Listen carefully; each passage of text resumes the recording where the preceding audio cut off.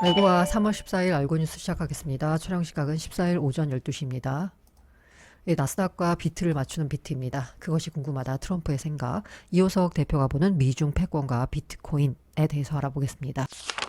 나스닥과 비트 맞추는 비트입니다. 경제 지표 발표에 춤추는 비트입니다. 첫 번째 동그라미를 보시면요. CPI가 발표된 이후에 예상치를 하회했다라는 소식에 가자를 외치면서 올랐습니다. 그런데 이후에 잠깐만 가만히 있어보자. 자, 2월 CPI에는 관세 전쟁 여파가 제대로 반영이 안 됐네. 그러면 3월 CPI는 또 어떻게 나오는 거지? 라는 걱정과 함께 이후에 보복 관세 얘기가 나오면서 시장은 다시 하락했습니다. 이후에 상승 반전하는 흐름을 보이다가요. 두 번째 동그라미에서는 PPI 발표가 나왔습니다. PPI가 예상치를 하회하면서 다행이다. 시장이 괜찮겠구나 라고 했는데 또다시 관세 전쟁 얘기가 불거지면서 하락으로 반응을 한 겁니다. 말씀드린 대로 두 번째 동그라미의 이유는 바로 PPI 발표입니다. 2월 PPI 도매 물가 지수 역시나 정체를 보였고요. 인플레 우려가 완화됐다라고 볼 수 있습니다. PPI는요, 시차를 두고서 CPI에 반영이 되는데 PPI까지 낮게 나타났으면 3월 CPI도 둔화될 수 있겠구나라고 생각을 한 거죠. 다만 한 가지 걸리는 점이 있었습니다. 연준이 가장 눈여겨보는 지표가 바로 개인소비 지출 PC인데요. 이 PPI 가운데 이 PC 물가 지수를 구성하는 항목이 강세를 보였습니다. 불안한 점입니다. 28일 날 2월 PC 물가 지수가 발표되는데 이 PPI로 판단해 보건대 아마 예상보다 상승폭이 커질 수 있다라는 점, 이에 대해서 연준이 물가 상황에 대해서 우려할 수 있다라는 점이 시장의 불안감을 키웠습니다. 아울러서 트럼프 대통령이 연일 쏟아내는 관세 정책도 향후 물가를 자극할 수 있는 요인으로 여전히 작용하고 있습니다. 참고로 FOMC 회의는요, 19일 날 열립니다. 이때 아마 동결 전망인데요. 향후 연준의 금리 인하 방향에 대해서 힌트를 얻을 수 있는 회의가 될 것 같습니다. 그러면서 앞서 말씀드린 대로 이 두 번째 동그라미에서 하락이 나왔던 건 PPI에 찜찜한 부분이 있었던과 동시에 바로 관세 우려입니다. 트럼프가 유럽산 와인에 200% 관세를 부과하겠다라고 했습니다. 그러면서 트루스 소셜에다가 남긴 내용이 뭐냐면요. 미국은 자유무역을 하는 것이 아니라 바보 같은 무역을 해왔다. 전 세계가 우리를 뜯어먹고 있다. 라는 이제 자극적인 글을 제시했습니다. 이런 트럼프의 SNS 게시글을 보면요. 트럼프의 관세 전쟁이 당장 끝나지 않을 것 같다라는 생각이 듭니다. 진짜 요즘은 도움이 안 되는 트럼프입니다. 그 입을 다물라라는 말이 나올 수밖에 없는데요. 그나마 다행인 건 쥐꼬리입니다. 1,300만 달러 정도 되는데요. 쥐꼬리이긴 하지만 그래도 ETF로 진짜 오랜만에 돈이 들어왔습니다. 그것이 궁금하다 트럼프의 생각입니다. 그래서 정말 궁금합니다. 트럼프는 도대체 무슨 생각을 하는 건지, 이 트럼프의 생각이 뭐냐에 따라서 향후 시장을 전망하는 데 도움이 될 것 같은데요. 정말 무슨 생각인지 모르겠습니다. 게다가 일반인의 상식으로는 생각하기 좀 어려운 행동까지 하고 있는데요. 월스트리트 저널이 보도했습니다. 트럼프 일가가 바이낸스 US 지분 인수 협상을 한다라고 합니다. 자, 일단 바이낸스 US 지분 인수 협상을 보면서 미국이 규제를 이유로 바이낸스를 미국에서 몰아낸 뒤에 이 바이낸스 US를 미국계가 냠냠하는구냐라는 생각이 들었습니다. 그런데 이 지분 인수 협상을 벌이면서요. 이 장펑자오 CG에 대한 사면 문제를 논의한다라는 겁니다. 그러니까 이 딜을 보면은요. CG가 나 사면해 줘. 대신에 내가 US 지분 넘겨줄게. 라는 모양새예요. 물론 이에 대해서 장펑자오는 이건 월스트리트 저널이 오해해서 곡해해서 기사를 쓴 거다. 나는 트럼프 행정부와 트럼프 일가와 나의 사면 문제를 가지고 딜을 한 적이 없다라고 밝혔습니다. 어쨌든 이 뉴스만 놓고 보자면 이거 뭐 대놓고 삥 뜯는 짓이 아닌가, 이걸 과연 대놓고 할 수 있나 라는 생각이 듭니다. 그런데 요 딜을요, 이 바이낸스 관점에서 보자면요, 규제 리스크 완화를 위한 지분 매각일 수도 있겠다라는 생각이 듭니다. 바이낸스 US에서는 바이낸스가 손을 떼는 분위기고요. 이 바이낸스 본진에는 중동 업체에 투자금을 유치하면서 바이낸스의 중국색을 완화하려는 노력이 아닌가라는 생각이 듭니다. 이렇게 하게 되면 얻는 이점은 뭘까요? 바로 지분이 희석되겠지만, 그러니까 바이낸스에 대한 장펑자오의 지배력이 약화되겠지만, 바이낸스가 규제 환경에서 더 커갈 수 있는 그 밑바탕을 마련한다 라고도 볼 수 있다라는 생각이 듭니다. 이 트럼프 행정부가 지금까지 비트코인 친화 정책을 벌이고 있죠. 최근에는 전략적 비트 비축이라는 SBR 행정명령까지 내놨고요. 그런데 알고 봤더니 트럼프 내각 구성원 가운데 30%가 비트코인을 보유하고 있다라고 합니다. 야, 자, 이거를 스킨 인 더 게임으로 봐야 할까요? 이해관계 당사자가 직접 해당 자산에 투자하는, 아니면 이건 내부자 밀어주기로 봐야 할까요? 어떻게 해석해야 될지 트럼프의 생각이 궁금합니다. 이 트럼프의 생각이 궁금한 와중에 트럼프가 미중 패권 경쟁을 더 강화하고 있습니다. 이런 와중에 미국은 비트코인을 전략 자산으로 비축하기로 했는데 2018년 채굴업체 퇴출을 계기로 해서 비트코인을 자국에서 몰아냈던 중국은 과연 미국의 전략적 비트 비축에 대항해서 다시 비트코인을 매수하는 길이 열릴 수 있을까요? 이와 관련돼서 이호석 대표와 함께 얘기를 나눠봤습니다. 지속가능한 알고란을 위해서 멤버십, 슈퍼챗, PPL 웰컴입니다. 오늘 효성님이 들고 오신 주제 가운데 가장 첫 번째가 바로 딥시크 이전과 이후 달라진 미중 패권 전쟁의 양상입니다. 네. 자, 딥시크가 어떻게 미중 패권 전쟁에 영향을 미친 건가요? 이게 이제 이 이야기를 왜 하려고 하는지부터 설명 좀 네네. 드려야 될 것 같아요.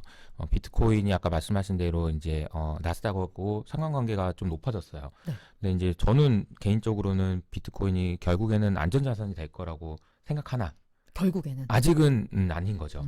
그리고 여전히 새끼 자산인 거고 여전히 뭐 해킹? 네. 걱정해야 되는 자산이 돼버린 거잖아요. 뭐 좀 안타깝지만 뭐 나중에는 결국 그렇게 될 거라고 생각합니다. 그래서 나중에는 금의 시가총액 근처까지 갈 수도 있지 않을까라고 생각하고 있는데 뭐 다행스럽게 좀 금이 계속 올라가고 있어서 어제 기준으로 보니까 금의 시가총액이 19조 달러 정도 되고요. 비트코인이 좀 빠져서 1.6까지 내려왔어요. 그러니까 이제 10분의 1이 안 돼요. 그러니까 아직도 갈 길이 멀다라고 생각을 합니다. 그런데 아직은 안전자산이 아닌 거죠. 솔직히. 그건 뭐 인정해야죠. 저는 뭐 그런 바라기도 하고 전망하긴 하지만 아직은 아닌 거고 위험 자산인 거죠. 왜냐하면 어떤 자산이 위험 자산이냐 안전 자산이냐를 결정하는 거는 시장에 있는 참가자들, 즉 다시 말하면은 그 자산을 사고 파는 거래를 하는 사람들이 어떤 사람인지가 제일 중요해요. 네, 그러니까 결국 이제 뭐 예를 들어서 장기채권을 투자하는 사람과 단기채를 투자하는 사람은 완전히 다른 사람들이거든요. 그래서 이제 그게 서로 다른 성격으로 움직여요. 그런 것처럼 똑같이 비트코인을 들고 있는 사람들이 점점 바뀌어서 부자들이 많이 들고 있는 그냥 안전자산으로 바뀌게 되면 그때는 진짜 안전자산처럼 움직이겠죠. 그러나 지금은 지금 이제 저를 포함한 여기 계신 많은 분들이 열광적으로 이렇게 이제 내가 어떻게든 한번 가자 이런 이제 어린 자산인 거잖아요. 어린 자산, 어린 자산.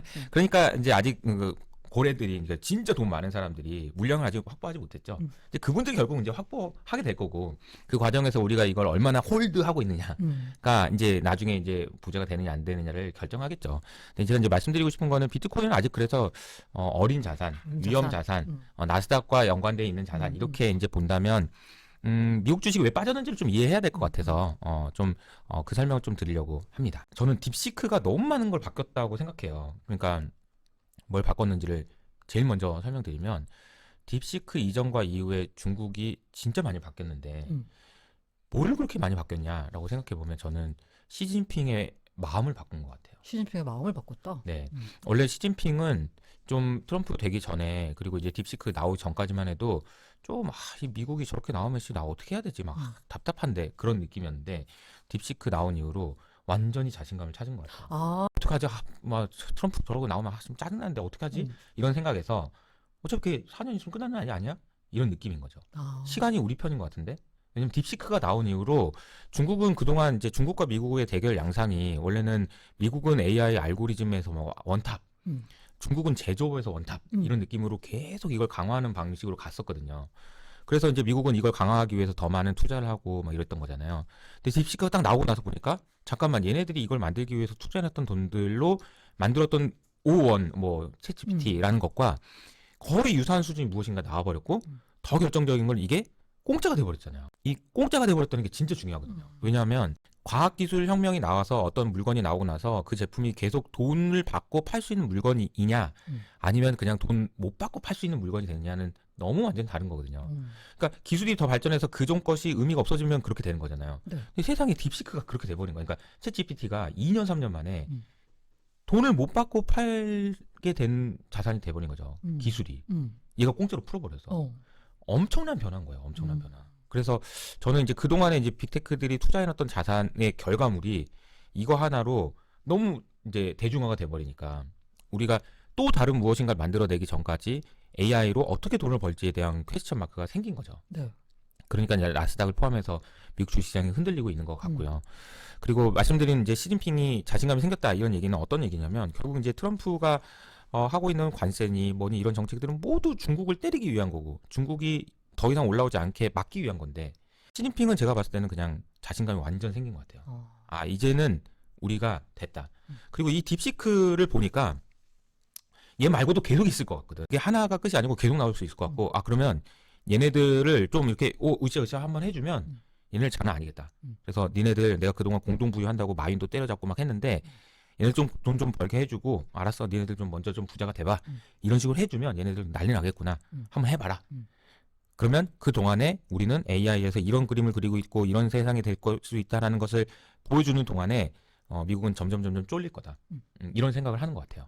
그러니까 이제 지금 두 가지 상황이죠. AI에 대한 의구심이 하나 생기고 그리고 중국이 너무 무서워서 트럼프가 더 세게 나올 수밖에 없는 그런 상황이 되다 보니까 이게 지금 되게 시장이 흔들리고 있는 것 아닌가 이런 생각이 좀 듭니다. 그럼 미중 패권 경쟁이 지금 현재 미국의 압도적인 우위에서 중국 쪽으로 서서히 추가 기울어지게 되는 상황이라고 지금 보시는 거잖아요. 그렇죠.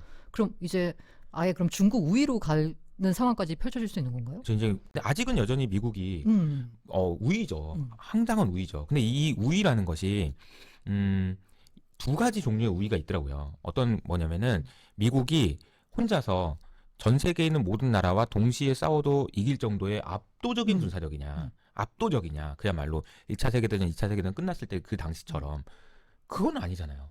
심지어 지금 중국이 이제 타고 올라와서 2등이 1등, 2등이 바뀔 수도 뭐 이러다가 바뀔 수도 있겠다라는 그런 의심이 들 정도면 우리 학교 다닐 때 일장 나는 애가 약간 두 번째 싸움 잘하는 애하고 막 이렇게 하는데 막 옛날에는 막 꾀갱했었는데 막 뭐 왜 막 이러면 대두는 거 보면 밑에 있는 애들이 잠깐 이상한데 이한테 붙어봐 뭐 이런 식이 될 수도 있잖아요. 근데 그런 생각을 하고 있는 거 아닌가 싶어요. 그러니까 이렇게 생각해 보면은 트럼프가 하는 행동들은 이제 관세로 사람들 그러니까 그 캐나다도 그렇고 멕시코도 그렇고 괴롭히는 게 아니라 어떤 거라고 이해해야 되냐면 아직 힘이 남아 있을 때, 아직 힘이 남아 있을 때 하나라도 더 미국에게 더 좋은 조건에 거래를 하는 것 이게 이제 트럼프의 목표인 거죠. 어떤 식으로든 조금 더 미국에게 유리한 거래들을 해놓는 것이 시간을 버는 데 도움이 된다라고 생각하는 것 같아요. 그것이 이제 관세로 표현되긴 하지만 관세가 중요한 게 아니고 어떤 유리한 거래를 하게 되느냐 이런 문제인 것 같습니다. 그래서 그 러시아한테 이제 트럼프가 하는 것도 보면 러시아한테 왜 저렇게 좋게 아니 러시아가 전쟁이 있고 나쁜 놈인데 저한테 왜 저러는 거지? 이런 생각이 들지만 이거는 이제 국제관계 하시는 분들 얘기를 들어보면 미국 입장에서는 러시아를 도와주고 러시아와의 관계를 개선시키는 것을 통해서 중국을 견제하는 수단으로 삼겠다라는 것 같아요. 아니 그러면 무슨 뭐 러시아가 뭐 미국 말을 들어요? 그게 아니고 그냥 러시아하고 관계를 좋은 관계를 유지하지 않으면 이대로 가다가 중국하고 러시아가 붙어버리면 더 큰 문제니까 그것만은 막아야 된다 이런 느낌 아니겠냐 이런 이야기인 거죠. 그래서 지금 앞으로는 제 생각에는 미국과 중국이 서로 야 너 우리 편 해 우리 편 이런 이제 그 러브콜을 보내는 그런 모습들이 나올 텐데 그 양상은 중국은 어떻게든 뭔가 당근을 좀 줄까 뭐 어떻게 뭐 좀 할까 이렇게 될 것 같고 미국은 협박을 하는 쪽으로 가는 그쵸, 거죠. 그쵸.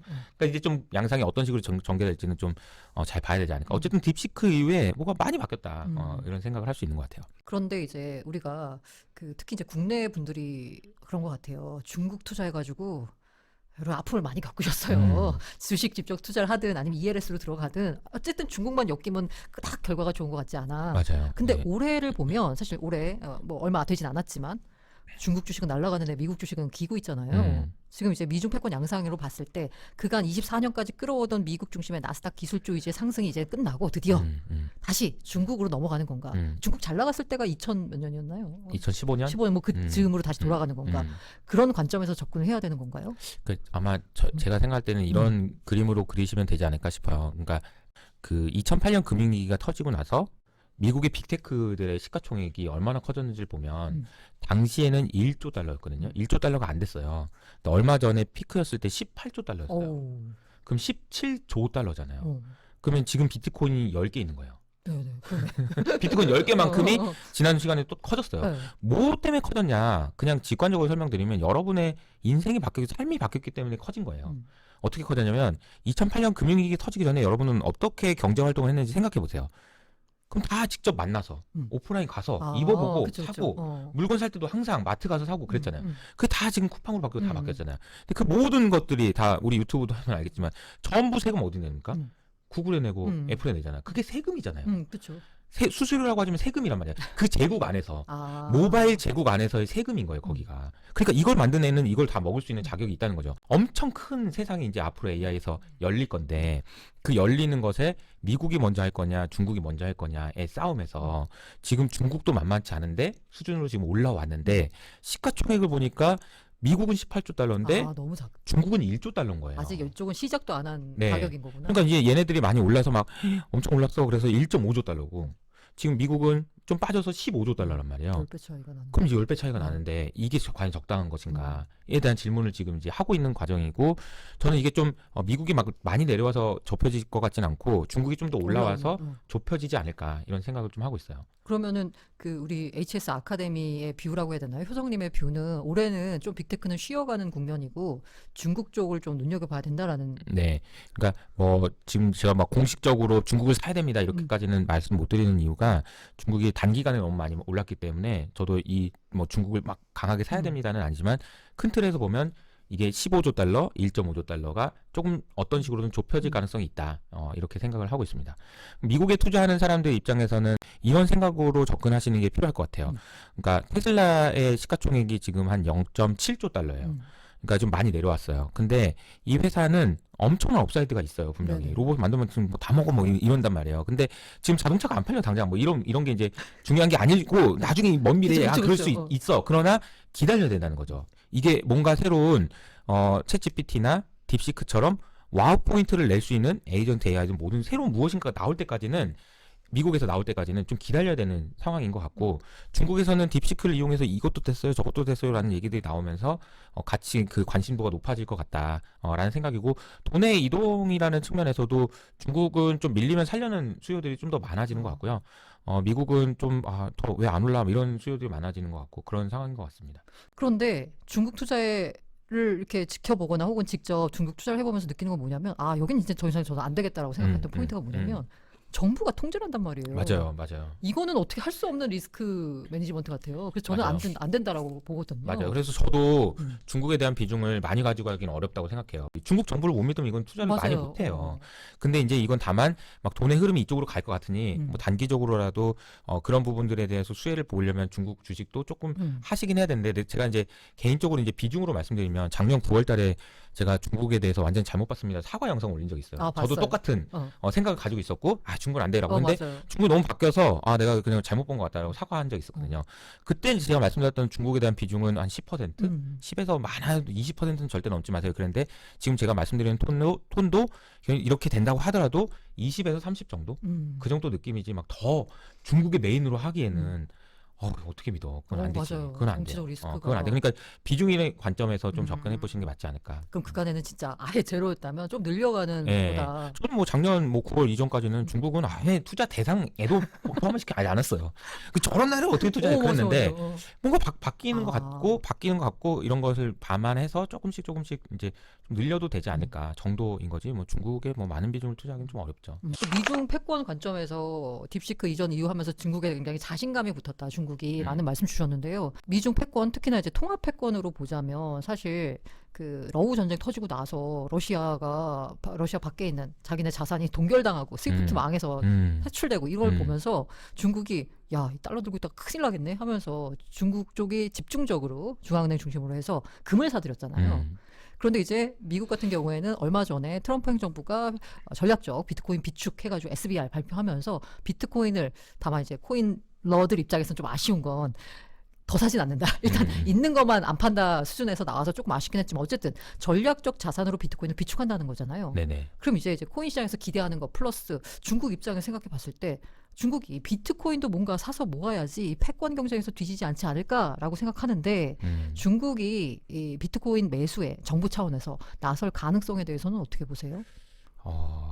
저는 이제 잘 모르는데 이 질문 생각 안 해봤는데 지금 그냥 나온 생각이라서 그냥 막 말씀드려보면 중국이 비트코인을 금지한 이유는 외환 관리 차원이었죠. 외환 관리 차원이었죠. 그때는 중국의 부자들이 자꾸 빼가니까.